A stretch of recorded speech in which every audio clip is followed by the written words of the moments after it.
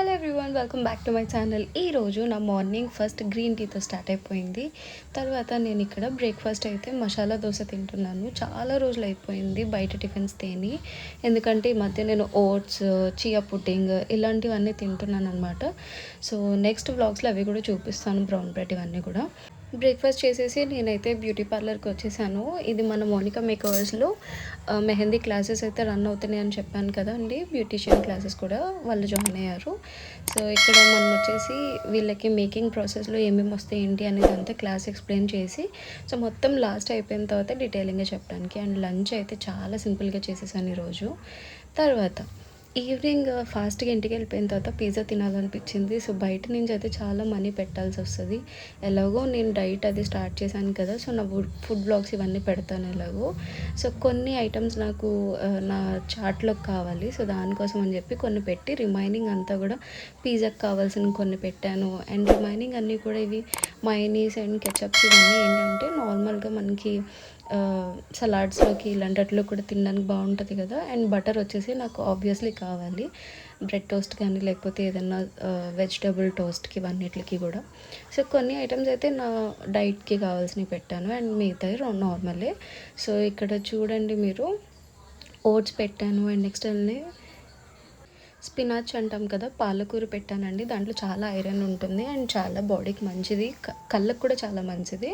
So and mushrooms పెట్టాను, పన్నీర్ పెట్టాను. ఇవన్నీ ఏంటంటే మనకి ఫుడ్ బ్లాగ్స్లో లైక్ ఇప్పుడు ఓట్స్, నెక్స్ట్ మ్యూస్లీ ఇవన్నీ ఏంటంటే మార్నింగ్ బ్రేక్ఫాస్ట్కి బాగుంటుంది, బ్రౌన్ బ్రెడ్ ఇవన్నీ కూడా. అండ్ వచ్చేసి లంచ్లో నేను ఈ మధ్య రైస్ తినడం మానేసి మిల్లెట్స్ తింటున్నాను. అండ్ నెక్స్ట్ రోటీ కానీ ఇలాగా, లేకపోతే ఓన్లీ సలాడ్స్ తీసుకుంటున్నాను అనమాట. అండ్ ఈవినింగ్ వచ్చేసి ఏదైనా సలాడ్స్ లేకపోతే ఫ్రూట్స్ విత్ చియా పుడ్డింగ్ కానీ లేకపోతే ఇంకెలా తీసుకొని బటర్ మిల్క్ ఇలా తీసుకోవడం వల్ల కొంచెం low calorie food diet maintain చేస్తే బెటర్ అని. ఎందుకంటే చాలా వెయిట్ గెయిన్ అయిపోయాను ముందుతో కంపేర్ చేసుకుంటే. సో ఇంకెలాగో మనకి క్రేవింగ్స్ ఉన్నప్పుడు అప్పటికప్పుడు తీర్చుకోకపోతే తర్వాత చాలా ప్రాబ్లం అవుతుంది.